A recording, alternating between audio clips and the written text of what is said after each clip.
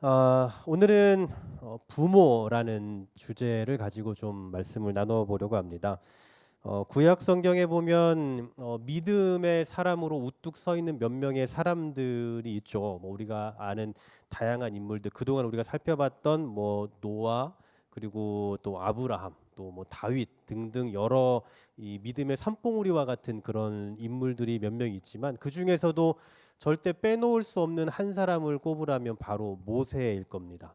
모세에 대해서 성경에서 다양하게 표현을 하는데요. 신명기 33장 1절에 보니까 하나님의 사람이라고 표현하고요. 또 신명기 34장 5절에 보면 여호와의 종이라고 말씀하고, 신명기 34장 10절에 보니까 선지자라고 표현을 해요.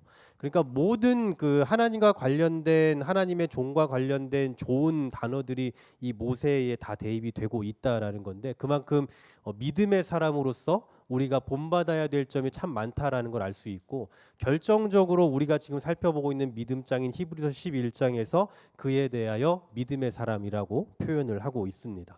그런데 제가 모세에 대해서 생각해 보기 이전에 오늘 이 11장 23절에 나와 있는 또 다른 사람, 모세와 관련된 모세의 부모에 대한 게 있어서 이것도 상당히 의미가 있구나 싶어서 오늘은 그 부모에 대한 이야기를 한번 좀 해보려고 합니다.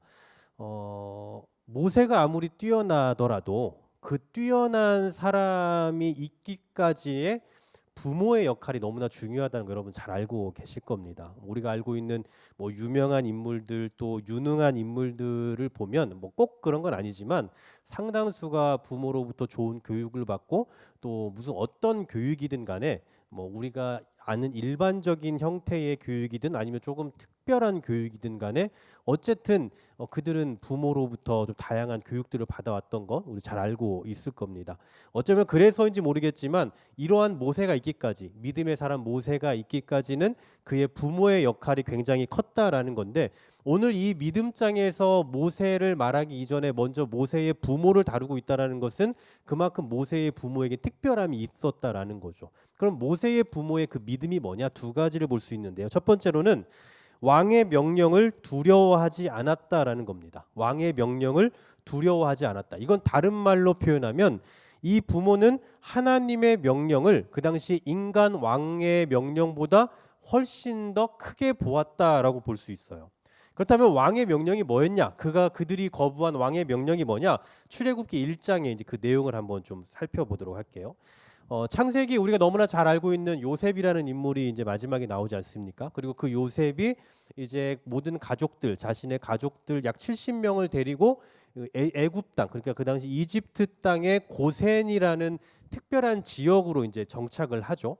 거기에서 이제 이 70명이 이주를 해서 살게 돼요. 그러니까 애굽이라는 곳은 일단 그 이스라엘 유대인들과는 전혀 다른 세계관을 가지고 있는 사람들이기 때문에 자칫하면 거기에 가서 물들 수도 있단 말이에요. 잘못된 신앙관에 물들 수 있는데, 감사하게도 전혀 터치를 받지 않는, 정말 이 이집트 땅에서 아주 특별한 땅이라고 할 수 있는 그 고센 땅에 그 정착을 하게 돼요.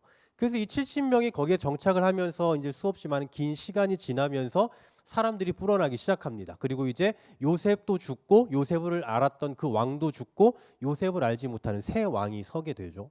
그리고는 이 왕이 보니까 이상하게 이 고센 지역에 살고 있는 저기 외국에서 온 이 유대인들의 숫자가 너무나 많은 거예요. 그 당시에 아마 이 학자들은 이야기하기로 약 한 200만 명 정도 됐을 거다라고 말해요. 그러니까 이 요셉의 자녀, 요셉의 가족 70명이 갔다가 한 400년이 지난 이후에 무려 200만 명이 됐다라는 거예요. 어마어마한 숫자입니다. 그래서 한간에는 그 당시에 애굽의, 그러니까 이집트 땅의 그 본토인들보다 숫자가 훨씬 많았다라는 말이 있어요. 이걸 뭐 여러 가지로 뭐 이렇게 설명을 합니다만 그 정확하게 증명을 할 수 있을지는 모르겠습니다만, 어쨌거나 그 왕이 봤을 때 위기감을 느낄 수 있는, 저 사람들이 힘을 실어서 무기를 들고 공격하면 우리가 오히려 죽겠구나라는 생각이 드는 거죠. 그 위기감이 드니까 이제 뭘 시킵니까? 고역을 시키기 시작하죠. 그러니까 노예 의식을 갖게 만드는 거예요. 주인 의식을 가지고 저들을 다스리기 시작하면, 노예 의식을 가지면 어떻게 됩니까? 노예들은 반항할 힘을 잃게 돼요. 그러니까 정신적으로 노예 의식을 갖기 때문에 어떤 반항할 힘을 잃게 된다는 거죠. 그러니까 심리적으로도 압박을 하려고 했던 것 같습니다. 그래서 이제 그들을 이제 강한 노역을 시키게 되고 어떻게든 말살을 시키려고 하는 거예요. 그런데 시간이 지나도 점점 사람이 불어납니다. 그래서 내린 첫 번째 방안이 뭐냐? 산파죠. 그러니까 그 아이를 받는 산파에게 히브리인들의 그 어미로부터 나오는 그 아이 중에 아들이 나오면 죽여라라고 명령을 내립니다. 근데 이 산파가 어때요? 하나님을 경외하는 사람들이었어요. 하필이면. 그래서 또 몰래 살려주는 거예요.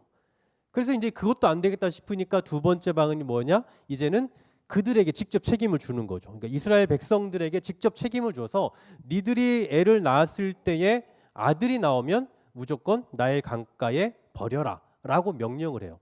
그러니까 전에는 산파가 그랬으니까 어떻게 책임을 떠넘길 수라도 있지만 이제는 책임도 떠넘길 수가 없는 상태가 됐습니다. 이제는 무조건 죽일 수밖에 없는 상태가 되었어요.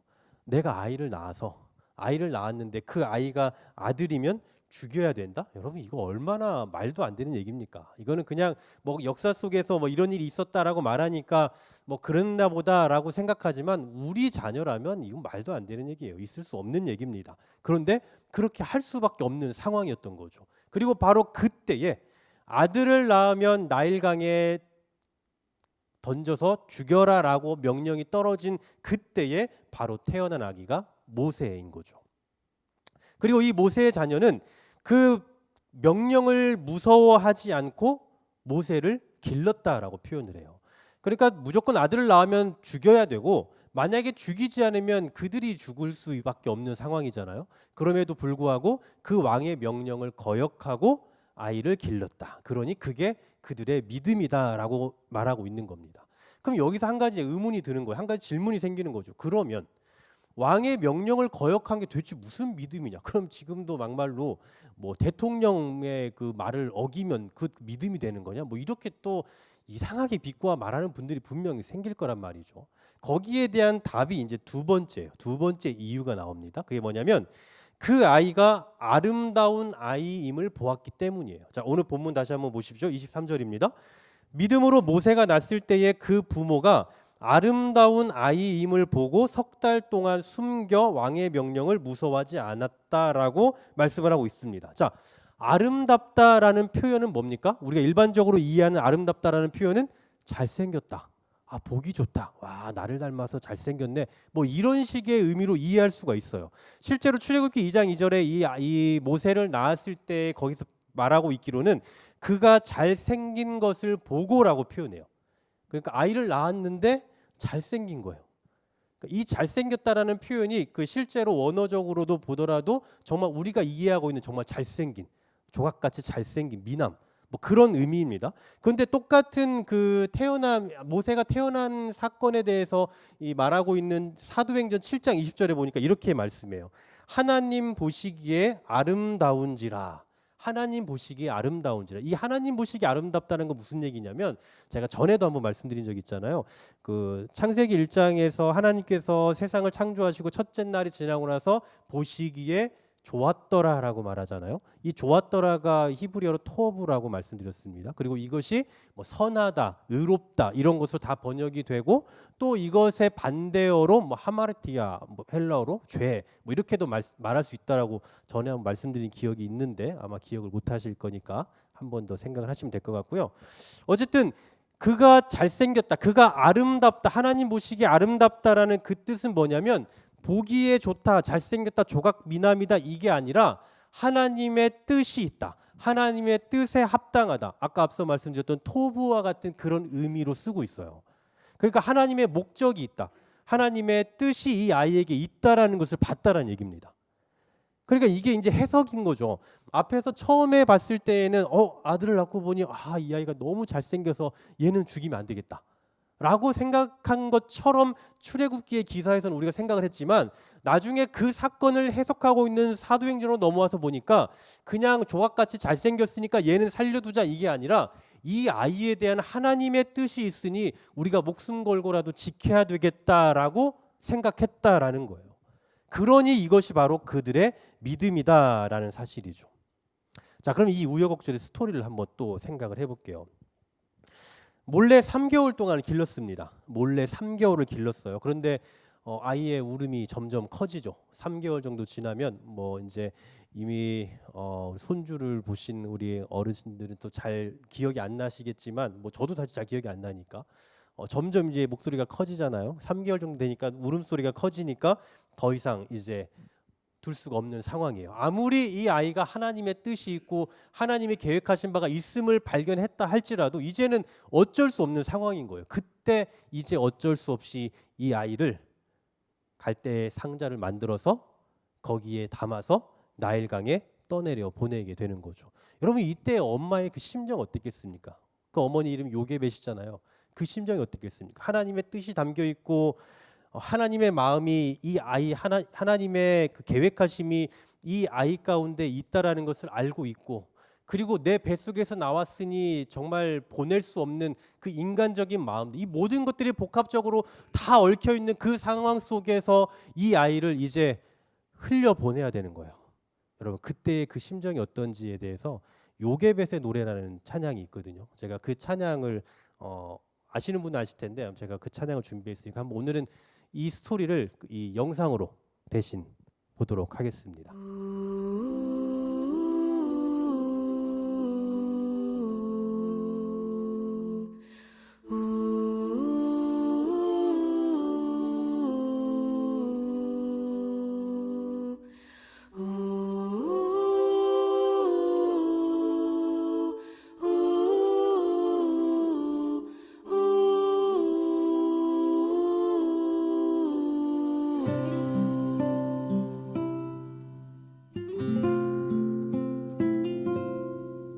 작은 갈대 상자 물이 새지 않도록 역청과 나무진을 칠하네.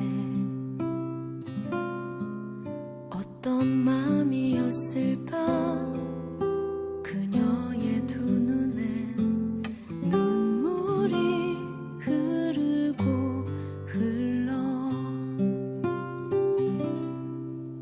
동그란 눈으로 엄마를 보고 있는 아이와 입을 맞추고 상자를 덮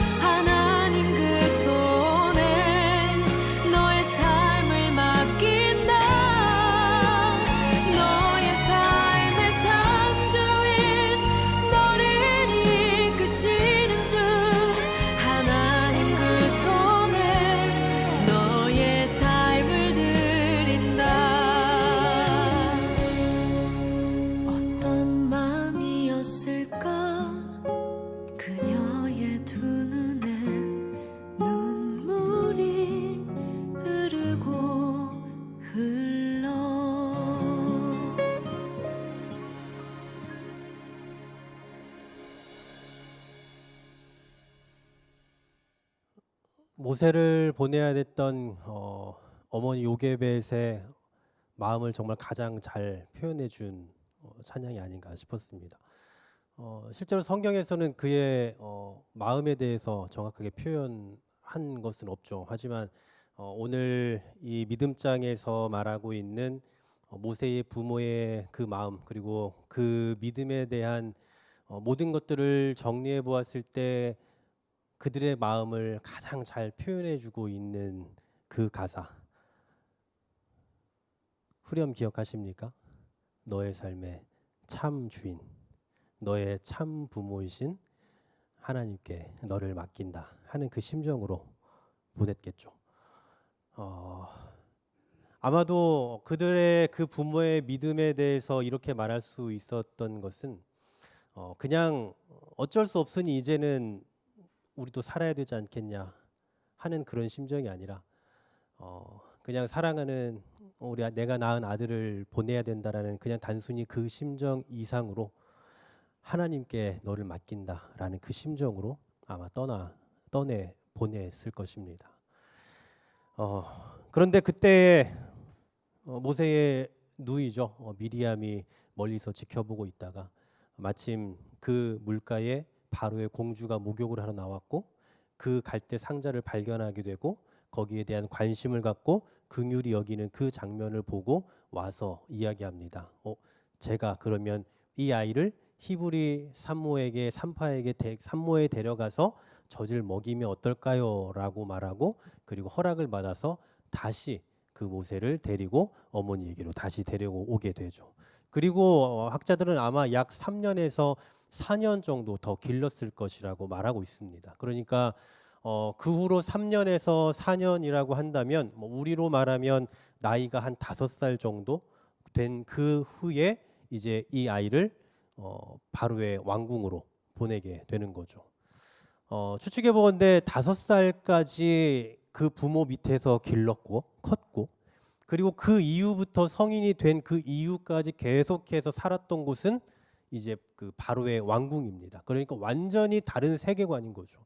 히브리인의 그 가정에서 교육을 한 5살 때까지 받은 이후에 그 이후에는 전혀 접할 수 있는 기회가 없이 철저히 바로의 왕궁에 합당한 교육을 받았을 거란 말입니다. 그런데 그의 30살에 어떤 일을 합니까?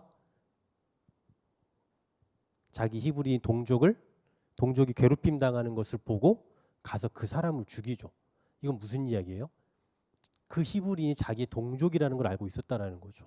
그러니까 여기에서 우리가 추론해 볼 수 있는 것은 뭐냐면 이미 모세는 그때까지 자신이 어떤 민족인지를 알고 있었고 자신에게 주어진 사명이라는 것이 구체적이진 않지만 어느 정도는 확신하고 있었다라는 것을 알 수 있어요. 그러면 이 교육이 과연 어디에서 일어났느냐? 이미 적어도 한 4살, 5살부터는 아마 왕궁에서 완전히 다른 교육을 받았을 텐데 어떻게 그가 이런 것들을 알고 있었을 수 있겠느냐라고 할 때에 그때의 부모가 5살까지 길렀던 그때의 부모가 이 아이에게 그런 교육을 신앙적인 교육과 그리고 민족성과 그리고 하나님의 뜻이 있음에 대해서 철저히 교육을 시켰던 것이라고 우리는 볼 수 있다라는 거죠. 이게 바로 그리스도인의 부모로서의 자녀를 대하는 합당한 자세다라는 것을 우리 오늘 말씀을 통해서 볼 수가 있다라는 겁니다. 오늘 우리가 이 영상도 보았고 가사도 보았고 또 우리가 이 모세의 부모의 그 출애굽기에서부터 나오는 그 모든 과정들을 쭉 살펴보았지만 모세의 부모가 보았던 것은 뭡니까? 그냥 아름답고 예쁘고 내가 낳았으니까 소중한 것 이것을 넘어서 하나님의 뜻이 있다라는 거. 그리고 하나님의 마음이 있다라는 거, 하나님의 비전이 이 아이에게 있다라는 거, 그것을 생각했다라는 거예요. 그래서 이 아이를 보내면서도 너의 참 주인은 하나님이시다. 그래서 하나님께 너를 맡겨드린다라고 그렇게 말했을 거라는 거죠. 그리고 그를 다시 온 이후에도 다른 것이 아니라 이제 얼마 안 남았으니까 정말 내가 그때까지만 너 해달라는 거 다 해줄게라는 그런 마음이 아니라 이 아이에게 사명이 있음을 각인시켜가며 또 그에게 그런 신앙적인 교육을 시켜갔다라는 사실이죠. 저는 이것이 이제 이 시대의 그리스도인 부모들이 가져야 될 그런 신앙적인 마인드이고 자녀들을 대하는 태도가 아닐까라는 생각을 해봐요. 물론 우리 중에는 지금 이제 뭐 어린 자녀를 기르시는 분들보다도 이제 아닌 분들이 훨씬 많기 때문에 단순히 뭐 자녀 교육을 제가 말하려고 하는 것은 아닙니다. 제가 오늘 말하고자 하는 것은 우리 신앙인들이 바라보는 교회 안에서 품어야 할 다음 세대에 대한 그 비전과 그 마인드예요.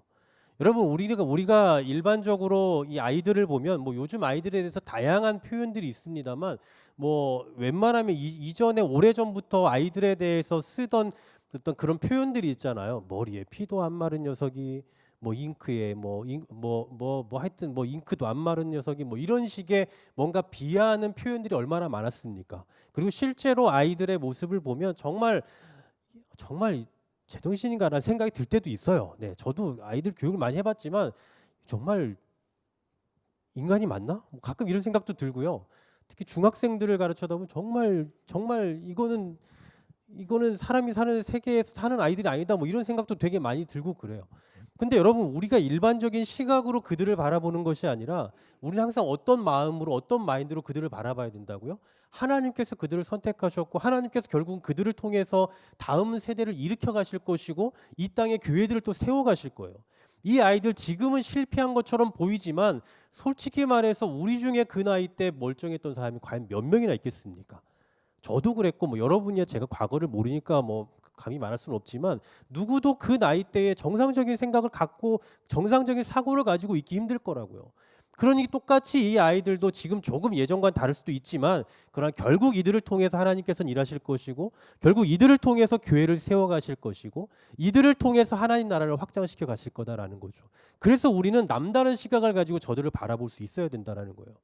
저들에게 변화가 없으면 다음의 교회도 희망이 없는 겁니다. 그래서 우리는 언제나 어떤 마음을 가져야 된다고요? 너의 참 주인 하나님이시니 너를 하나님께 맡겨드린다.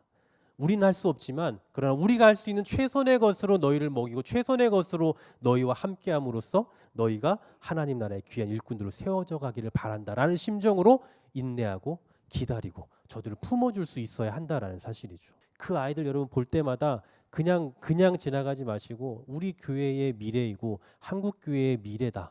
좀 이들이 없으면 한국 교회는 설 수 없다라는 걸 생각하시면서 이들을 향한 그 마음을 조금 더 많이 품어주셨으면 좋겠어요. 그리고 이들을 위해서 더 많이 기도해 주셨으면 좋겠고 이들이 다음 세대의 희망이고 다음 세대의 교회를 세워갈 유일한 자원이라는 거 여러분 잊지 마시고 이들을 더 사랑하는 마음 그리고 이들을 품는 마음 그리고 이들을 위해서 더 기도해 주시는 그런 여러분들 되었으면 참 좋겠습니다.